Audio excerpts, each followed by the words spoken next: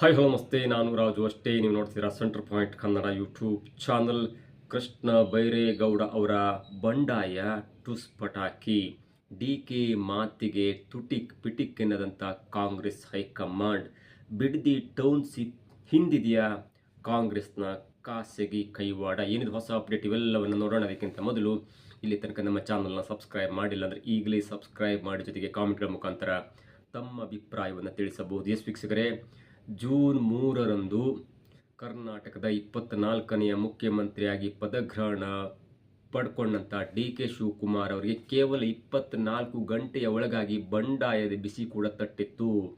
ಡಿ.ಕೆ ಶಿವಕುಮಾರ್ ಅವರ ಜೊತೆ 13 MLAಗಳು ಸಚಿವರಾಗಿ ಪ್ರಮಾಣ ವಚನವನ್ನು ಸ್ವೀಕಾರ ಮಾಡ್ತಾರೆ. ಅದಾದ ನಂತರ ಸುಮಾರು 42 ಗಂಟೆಯ ಒಳಗಾಗಿ ಅವರಿಗೆ ಖಾತೆ ಕೂಡ ಹಂಚಿಕೆ ಮಾಡಲಾಗುತ್ತೆ. ಆದರೆ ಕರ್ನಾಟಕದಲ್ಲಿ 4 ದೊಡ್ಡ ವ್ಯಕ್ತಿಗಳು ಬಂಡಾಯವನ್ನು ಎದ್ದಿದ್ರು. ಅದರ ಮುಖ್ಯವಾಗಿ ಜಲಸಂಪನ್ಮೂಲ ಖಾತೆಯನ್ನು ಕೊಟ್ಟಂಥ ರಾಮಲಿಂಗಾರೆಡ್ಡಿ ಅವರು ತನಗೆ ಬೇಡ ಜಲಸಂಪನ್ಮೂಲ ಖಾತೆ, ಬೆಂಗಳೂರು ಅಭಿವೃದ್ಧಿ ಖಾತೆಯನ್ನು ಕೊಡಬೇಕು ಎನ್ನುವಂಥ ಬಂಡಾಯವನ್ನು ಎದ್ದು ತಮಿಳುನಾಡು ಕಡೆ ಮುಖ ಮಾಡಿದ್ರು. ಅದಾದ ನಂತರ ಅವರನ್ನು ಸಮಾಧಾನಪಡಿಸುವಂಥ ಕ್ರಿಯೆ ಆಯಿತು. ಅದರ ಜೊತೆಗೆ ಮುನಿಯಪ್ಪನವರು ಕೂಡ ಆಹಾರ ಖಾತೆ ಬೇಡ, ನನ್ನ ಸೀನಿಯಾರಿಟಿಯನ್ನು ನೋಡಿ ನನಗೆ ದೊಡ್ಡ ಖಾತೆ ಕೊಡಬೇಕೆನ್ನುವಂಥ ಬಂಡಾಯ ಕೂಡ ಮಾಡಿತು. ಅದಾದ ನಂತರ ಇಂಧನ ಸಚಿವ KJ ಜಾರ್ಜ್ ಕೂಡ ಕೆಲವೊಂದು ಅಧಿಕಾರಿಗಳ ಒಂದು ಟ್ರಾನ್ಸ್ಫರ್ ವಿಚಾರದಲ್ಲಿ ಬಂಡಾಯವನ್ನು ಎದ್ದಿದ್ರು. ಅವೆಲ್ಲವೂ ಕೂಡ ಒಂದು ಹಂತಕ್ಕೆ ಸಮಾಧಾನ ಆಯಿತು, ಮಾತುಕತೆ ಆಯಿತು. ಎಲ್ಲವೂ ಕೂಡ ಒಂದು ಹಂತಕ್ಕೆ ಸಮಾಧಾನ ಆಗಿ ಇನ್ನೇನು ಡಿ.ಕೆ ಅವರ ದರ್ಬಾರ್ ಸುಲಲಿತವಾಗಿ ನಡೆಯುತ್ತೆ ಅನ್ನುವಂಥ ಹೊತ್ತಲ್ಲಿ ಕಾಂಗ್ರೆಸ್ನ ಮತ್ತೊಬ್ಬ ನಾಯಕ, ಅಂದರೆ ಸೀದಾ ಸಾದಾ ವ್ಯಕ್ತಿ, ಅದರಲ್ಲೂ ಮುಖ್ಯವಾಗಿ ಒಬ್ಬೊಬ್ಬರೇ ಅಧಿವೇಶನಕ್ಕೆ ಹೋಗ್ತಾರೆ, ಚಿಕ್ಕ ಬ್ಯಾಗ್ ಹಿಡ್ಕೊಂಡು ಲೋಕಭವನದಿಂದ ವಿಧಾನಸೌಧಕ್ಕೆ ಬರ್ತಾರೆ, ಅಧಿಕಾರಿಗಳಿಗೆ ತರಾಟೆ ತೆಗೆದುಕೊಳ್ತಾರೆ. ಒಬ್ಬ ಕ್ಲೀನ್ ಇಮೇಜ್ ಇರುವಂಥ ಕೃಷ್ಣ ಬೈರೇಗೌಡ ಅವರು ರೆಬಲ್ ಆದಂಥ ರೀತಿ ಇದೆಯಲ್ಲ, ಅದು ನಿಜಕ್ಕೂ ಕೂಡ ಅಚ್ಚರಿ ವಿಚಾರ. ನಿನ್ನೆಯ ತನಕ ಅಂದರೆ ಅಧಿಕಾರ ಪಡೆದುಕೊಂಡಂಥ 3ನೇ ತಾರೀಕಿನಿಂದ 13 ದಿನಗಳವರೆಗೆ ಅವರ ಹೋರಾಟ ನಡೀತು. ಹೋರಾಟ ಕೊನೆಯಲ್ಲಿ ಟುಸ್ ಪಟಾಕಿ ಆಗಿದ್ದನ್ನು ನೋಡ್ತಾ ಇದ್ರಿ. ಎಲ್ಲೋ ಒಂದು ಕಡೆ ಇದು ಹಳೆಯ ಕೃಷ್ಣ ಬೈರೇಗೌಡರ ಬಗ್ಗೆ ಒಂದು ದೊಡ್ಡ ಕಥೆನೇ ಇತ್ತು. ಅವರು ಹೈಕಮಾಂಡ್ಗೆ ತುಂಬ ಆಪ್ತರು. ಎಸ್ ಆಫ್ಕೋರ್ಸ್ ಹಾಗೆ ಎನ್ನುವಂಥ ಮಾತಿತ್ತು. ಹೈಕಮಾಂಡ್ ಕೂಡ ಕರ್ನಾಟಕದ ಕಾಂಗ್ರೆಸ್ನ ಸ್ಥಿತಿಗತಿಗಳನ್ನ ಯಾರೇ ಅಂದರೆ ಇನ್ಚಾರ್ಜ್ ಇರ್ತಾರಲ್ಲ, ಸುರ್ಜೇವಾಲಾ, ವೇಣುಗೋಪಾಲ್ ಅವರಿಗಿಂತ ಹೆಚ್ಚಾಗಿ ಕಾಂಗ್ರೆಸ್ ಹೈಕಮಾಂಡ್ ಒಂದು ರಿಪೋರ್ಟನ್ನು ಪದೇ ಕೃಷ್ಣ ಬೈರೇಗೌಡರ ಮುಖಾಂತರ ರಿಪೋರ್ಟನ್ನು ತರಿಸ್ಕೊಂಡು ಅದು ರಾಹುಲ್ ಗಾಂಧಿ, ಸೋನಿಯಾ ಗಾಂಧಿ ಮತ್ತು ಹೈಕಮಾಂಡ್ ಅದನ್ನು ಪರಿಗಣನೆಗೆ ತೆಗೆದುಕೊಳ್ಳುತ್ತೆ. ಯಾಕಂದರೆ ಅತ್ಯಂತ ನಿಷ್ಠಾವಂತ ಒಬ್ಬ ನಾಯಕ, ಬುದ್ಧಿವಂತ, ಓದ್ಕೊಂಡವರು ಎನ್ನುವಂಥ ಮಾತಿತ್ತು.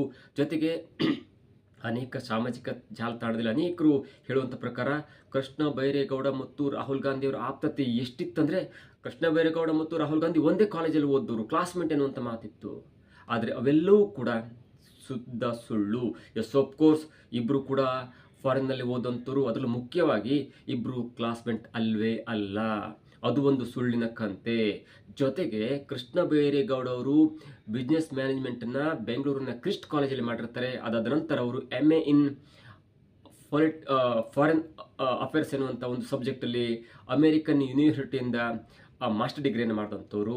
ಮೇ ಬಿ ಕೃಷ್ಣ ಬೈರೇಗೌಡ ಮತ್ತು ರಾಹುಲ್ ಗಾಂಧಿ ಅವರು ಒಂದೇ ಕಾಲೇಜಲ್ಲಿ ಓದಿರಬಹುದೇ ಹೊರತು they are not the classmates. ಅವರಿಬ್ಬರು ಕೂಡ ಕ್ಲಾಸ್ಮೇಟ್ಸ್ ಅಲ್ಲ. ಇದು ಒಂದು ಹಂತಕ್ಕೆ ಕಾಂಗ್ರೆಸ್ನ ಒಂದು ಊಹಾಪೋಹ, ಜೊತೆಗೆ ಕಾಂಗ್ರೆಸ್ ಹಬ್ಬಿಸಿದಂಥ ಒಂದು ರೀತಿ. ಆದರೂ ಕೂಡ ಯಾವ ಲೆವೆಲಿಗೆ ಕೃಷ್ಣ ಬೈರೇಗೌಡ ಅವರಿಗೆ ಹೈಕಮಾಂಡ್ ಮೇಲೆ ಒಂದು ಆತ್ಮೀಯತೆ ಇತ್ತು ಅಂದರೆ, ಡಿ.ಕೆ ಶಿವಕುಮಾರ್ ಎಸ್ ಆಫ್ಕೋರ್ಸ್ ರಾಹುಲ್ ಗಾಂಧಿ ಅವರ ಕುಟುಂಬಕ್ಕೆ, ನೆಹರು ಕುಟುಂಬಕ್ಕೆ ಅತ್ಯಾಪ್ತರು. ಅವರ ಬೇರೆ ಕೇಸ್ಗಳಲ್ಲಿ ಜಾಮೀನು ಕೊಟ್ಟಂಥವ್ರು, ಅವರ ಒಂದು ಬೇರೆ ಒಂದು ತನುಧನ ಮನಸ್ಸ ಎಲ್ಲವನ್ನು ಕೂಡ ನೋಡ್ಕೊಂಡಂಥವ್ರು. ಜೊತೆಗೆ ಕಾಂಗ್ರೆಸ್ ಪಕ್ಷಕ್ಕೆ ಕಷ್ಟ ಬಂದಾಗ ಯಾವುದೇ ರಾಜ್ಯವಾದರೂ ಕೂಡ ತನ್ನ ಒಂದು ಧೈರ್ಯದಿಂದ ಅವರನ್ನೆಲ್ಲ ಈ ಆಪರೇಷನ್ ಕಮಲದಿಂದ ಬಚಾವ್ ಮಾಡಿ ಕಾಂಗ್ರೆಸ್ ಉಳಿವಿಗಾಗಿ ಸಹಾಯ ಮಾಡಿದಂಥವ್ರು. ನನ್ನ ಮಟ್ಟಿಗೆ ದೇಶದಲ್ಲಿ ಡಿ.ಕೆ ಅಂತ ಒಬ್ಬ ಅಪ್ಪಟ ಕಾಂಗ್ರೆಸ್ಸಿಗ ಹುಡುಕಿದ್ರು ಕೂಡ ಸಿಗಲಿಕ್ಕಿಲ್ಲ. ಅದರ ಜೊತೆಗೆ ಒಬ್ಬ ಬುದ್ಧಿವಂತ ಕಾರ್ಯಕರ್ತ, ವೇಮಗಲ್ ಕ್ಷೇತ್ರದಿಂದ ಗೆದ್ದು ಅದಾದ ನಂತರ ಬೆಂಗಳೂರಿಗೆ ಬಂದು ಬ್ಯಾಟರಾಯನಪುರದಿಂದ 4 ಬಾರಿ ಗೆದ್ದು ಟೋಟಲ್ 5 ಬಾರಿ ಸತತವಾಗಿದ್ದಂಥ ಕೃಷ್ಣ ಬೈರೇಗೌಡ 2006-7ರಲ್ಲಿ ಕರ್ನಾಟಕ KPCC ಯೂತ್ ಪ್ರೆಸಿಡೆಂಟ್ ಆದಂಥವ್ರು ಮತ್ತು ರಾಹುಲ್ ಗಾಂಧಿ ಆಪ್ತತೆ ಇದ್ದಂಥವ್ರು. ಅಂಥವರು ಸಡನ್ನಾಗಿ ಬೆಂಗಳೂರಿನ ನಗರಾಭಿವೃದ್ಧಿ ಖಾತೆ ಸಿಕ್ಕಾಗೂ ಕೂಡ BDA ಮತ್ತು BMRDL ಖಾತೆ ಇಲ್ಲ, ಅದು ಆ ಸಂಸ್ಥೆ ಇಲ್ಲ ಎನ್ನುವಂಥ ಕಾರಣಕ್ಕಾಗಿ ರಾಹುಲ್ ಗಾಂಧಿ ಅವರನ್ನು ಮೀಟ್ ಮಾಡಲಿ ಪ್ರಯತ್ನ ಮಾಡ್ತಾರೆ, ವೇಣುಗೋಪಾಲ್ ಅವರು ಮೀಟ್ ಮಾಡಲಿ ಪ್ರಯತ್ನ ಮಾಡ್ತಾರೆ.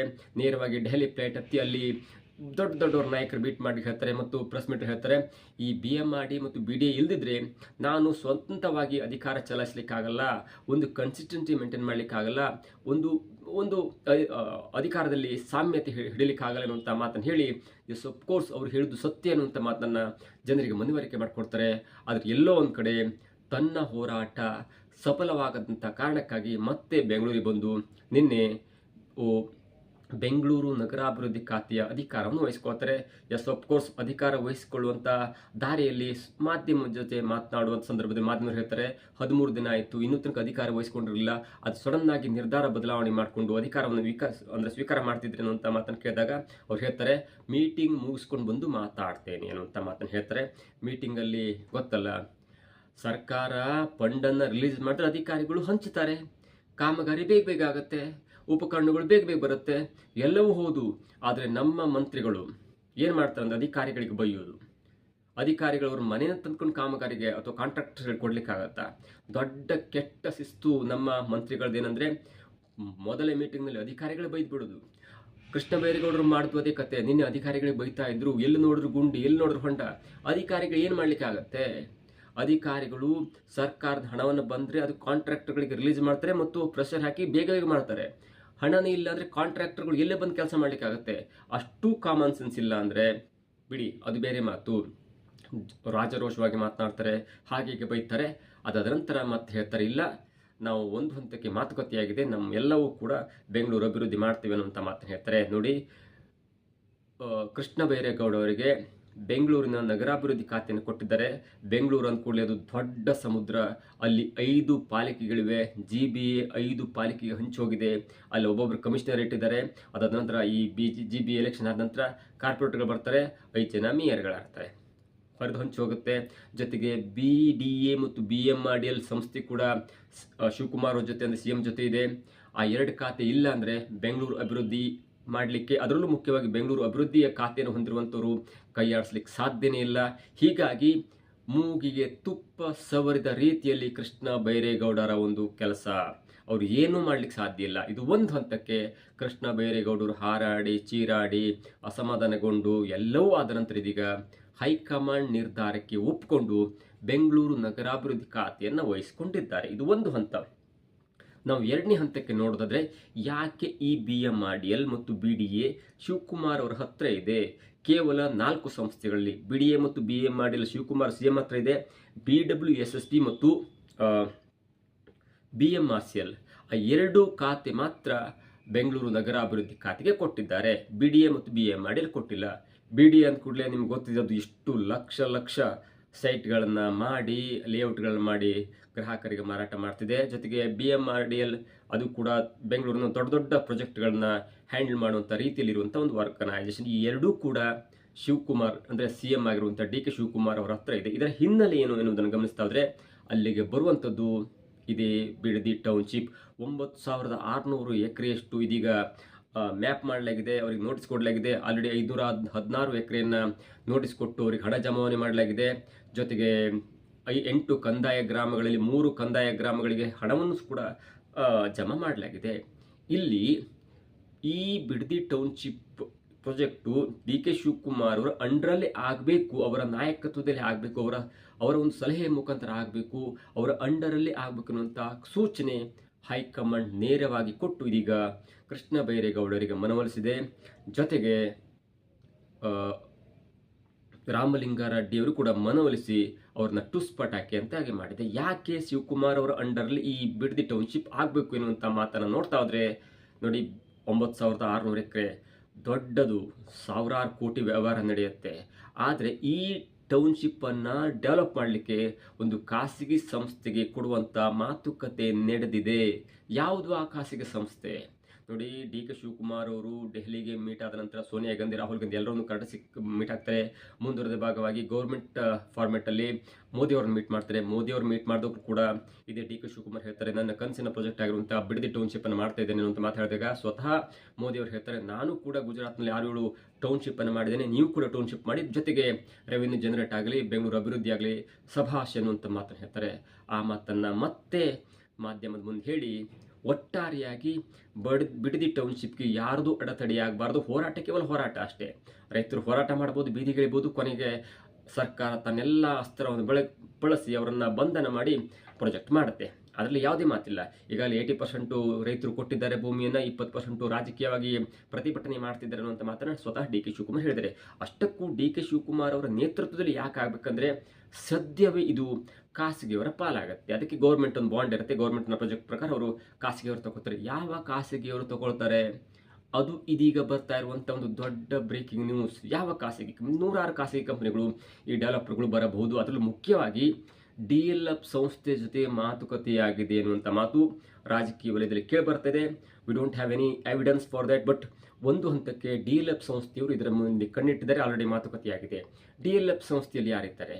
ನಿಮಗೆ ಗೊತ್ತಿರುವಂಥ ವಿಷಯ, ಕಾಂಗ್ರೆಸ್ನ ದೊಡ್ಡ ದೊಡ್ಡ ನಾಯಕರ ಮಕ್ಕಳು, ಕಾಂಗ್ರೆಸ್ನ ನೆಹರು ಕುಟುಂಬದ ಮಕ್ಕಳು ಕೂಡ ಇದ್ದಾರೆ, ಮೊಮ್ಮಕ್ಕಳಿದ್ದಾರೆ. ನಿಮ್ಗೆ ಆಲ್ರೆಡಿ ಗೊತ್ತಿರುತ್ತೆ, ಪ್ರಿಯಾಂಕಾ ವಾದ್ರಾ ಅವರ ಪತಿ ರಾಬರ್ಟ್ ವಾಡ್ರಾ ಕೂಡ ಇದ್ದಾರೆ. ಹೀಗಾಗಿ ಅವರ ಸಂಸ್ಥೆಯಲ್ಲಿ ನಡೀತಾ ಇರುವಂಥ DLFನ ಸಂಸ್ಥೆಯವರು ಈ ಒಂದು ಡೀಲಲ್ಲಿದ್ದಾರೆ. ಜೊತೆಗೆ ಅದರಿಂದ ಕಾಂಗ್ರೆಸ್ಗೆ ನೂರಾರು ಕೋಟಿ, ಸಾವಿರಾರು ಕೋಟಿ ಕಾಂಗ್ರೆಸ್ನ ಈ ದೊಡ್ಡ ಕುಟುಂಬಕ್ಕೆ ಲಾಭ ಆಗುತ್ತೆ. ಜೊತೆಗೆ ಯಾರ್ಯಾರಿದ್ದಾರೆ ಮತ್ತು ಯಾವ ಕಂಪನಿ ಬರುತ್ತೆ, ಯಾರ್ಯಾರ ಮೆಂಬರ್ಶಿಪ್ ಇದ್ದಾರೆ, ಎಲ್ಲವೂ ಕೂಡ ಸದ್ಯ ಬಹಿರಂಗವಾಗುತ್ತೆ. ಒಂದು ಹಂತಕ್ಕೆ ಸಿನಾಪ್ಸಿಸ್ ಅನ್ನು ಹೇಳೋದಾದರೆ DLF ಸಂಸ್ಥೆ ಜೊತೆ ಅಥವಾ ಮತ್ತೊಂದು ಖಾಸಗಿ ಸಂಸ್ಥೆ ಜೊತೆ ಈ ಬಿಡದಿ ಟೌನ್ಶಿಪ್ ಡೆವಲಪ್ ಮಾಡುವಂಥ ಹಂತದಲ್ಲಿ ಮಾತುಕತೆ ನಡೆದಿದೆ. ಅದರ ಒಂದು ಬಂಡವಾಳ ಯಾರದು? ಅದೇ ಕಾಂಗ್ರೆಸ್ ಹೈಕಮಾಂಡ್ನ ಸುಪುತ್ರರು, ದೊಡ್ಡ ದೊಡ್ಡ ಕುಳಗಳು. ಹಾಗಾಗಿ ಡಿ ಕೆ ಶಿವಕುಮಾರ್ ಅವರು ಈ ಪ್ರಾಜೆಕ್ಟನ್ನು ನಿರ್ವಹಿಸಿದ್ರೆ, ಜವಾಬ್ದಾರಿ ಅಂತ ತೆಗೆದುಕೊಂಡ್ರೆ, ಯಾರೇ ಬಂದರೂ ಯಾರೇ ಪ್ರತಿಭಟನೆ ಮಾಡಿದ್ರೂ ಕೂಡ ಡಿ ಕೆ ಶಿವಕುಮಾರ್ ಅವ್ರನ್ನ ಅಲ್ಲಾಡಿಸ್ಲಿಕ್ಕಾಗಲ್ಲ. ಡಿ ಕೆ ಶಿವಕುಮಾರ್ ಅಲ್ಲಾಡಿಲ್ಲ ಅಂದರೆ ಅದು ಕಾಂಗ್ರೆಸ್ಗೆ, ಕಾಂಗ್ರೆಸ್ ಹೈಕಮಾಂಡ್ಗೆ ಒಂದು ದೊಡ್ಡದಾದ ಧನ ಸಹಾಯ ಮಾಡ್ದಂಗೆ ಆಗುತ್ತೆ. ಯಾಕಂದರೆ ಈ DLF ಸಂಸ್ಥೆಯಲ್ಲಿರುವಂಥವ್ರು ಈ ಬಿಡದಿ ಟೌನ್ಶಿಪ್ಪಲ್ಲಿ ಪರೋಕ್ಷವಾಗಿ ಕಾರ್ಯನಿರ್ವಹಿಸ್ತಾ ಇರುವಂಥವ್ರು ಇದೇ ರಾಬರ್ಟ್ ವಾಡ್ರಾ, ಪ್ರಿಯಾಂಕಾ ಮತ್ತಿತರರು. ಸಾಕ್ಷಿ ಇಲ್ಲ ಇಂಥ ಒಂದು ಮಾತು ರಾಜಕೀಯದಲ್ಲಿ ಕೇಳಿ ಬರ್ತಾ ಇದೆ. ದೊಡ್ಡ ದೊಡ್ಡ ರಾಜಕೀಯ ಪಂಡಿತರ ಬಗ್ಗೆ ಮಾತನಾಡ್ತಿದ್ದಾರೆ. ಒಂದು ಅರ್ಥಕ್ಕೆ ಕೃಷ್ಣ ಬೈರೇಗೌಡ ಅವರನ್ನು ಹಿನ್ನೆಲೆಗೆ ಸರಿಸಿ, ಮತ್ತೊಂದು ಕಡೆ ಸರಿಸಿ ಈ ಬೆಂಗಳೂರು ನಗರಾಭಿವೃದ್ಧಿ ಖಾತೆಯನ್ನು ಡಿ ಕೆ ಶಿವಕುಮಾರ್ ಅವರೇ ವಹಿಸಿಕೊಳ್ಬೇಕಿರುವಂಥ ಒಂದು ಜವಾಬ್ದಾರಿಯನ್ನು ಕಾಂಗ್ರೆಸ್ ಹೈಕಮಾಂಡ್ ಇದೀಗ ಡಿ ಕೆ ಶಿವಕುಮಾರ್ ಅವರು ಕೊಟ್ಟಿದೆ. ಒಂದು ಹಂತಕ್ಕೆ ಡಿ ಕೆ ಶಿವಕುಮಾರ್ ಅವರು ಕೃಷ್ಣ ಬೈರೇಗೌಡರಿಗೆ ಸ್ವತಃ ಬೆಂಗಳೂರು ಅಭಿವೃದ್ಧಿ ಖಾತೆಯನ್ನು ನೀವು ನಿರ್ವಹಣೆ ಮಾಡಬೇಕು ಅನ್ನುವಂಥ ಮಾತನ್ನು ಹೇಳಿ ಆ ಎರಡು ವರ್ಗನೈಸೇಷನ್ನ BMRDL ಮತ್ತು BDO ವರ್ಗನೈಸೇಷನ್ನ CM ಖಾತೆಯಲ್ಲಿ ಇಟ್ಟು ಇದೀಗ ಒಂದು ಟ್ವಿಸ್ಟನ್ನು ಕೊಟ್ಟಿದ್ದಾರೆ. ಇದಕ್ಕೆ ಮೂಲ ಕಾರಣ ಕಾಂಗ್ರೆಸ್ ಹೈಕಮಾಂಡ್. ಹಾಗಾಗಿ ಡಿ ಕೆ ಶಿವಕುಮಾರ್ ಹೇಳಿದಂಥ ಮಾತಿಗೆ ಕಾಂಗ್ರೆಸ್ ಹೈಕಮಾಂಡ್ ತುಟಿಕ್ ಪಿಟಿಕ್ ಅನ್ನದೇ ಎಲ್ಲ ಮಾತನ್ನು ಕೇಳ್ತದೆ. ಇದಕ್ಕೆ ಬೇರೆ ಬೇರೆ ಕಾರಣ ನಾವು ಈಗಾಗಲೇ ಹೇಳಿದಾಗೆ ಅಲ್ಲಿ DLF ಸಂಸ್ಥೆಯ ಒಂದು ನೆರಳು ಇರುವುದು. ಆ ನೆರಳಿನ ಹಿಂದೆ ಯಾವೆಲ್ಲ ಆಟ ಆಡ್ತಿದ್ದಾರೆ ಎಲ್ಲವೂ ಕೂಡ ಸದ್ಯದಲ್ಲಿ ತಿಳಿದು ಬರ್ತದೆ. ಇದಾಗಿತ್ತು ಇವತ್ತು ವಿಶೇಷ. ನೋಡ್ತಾರೆ centre point Kannada YouTube channel.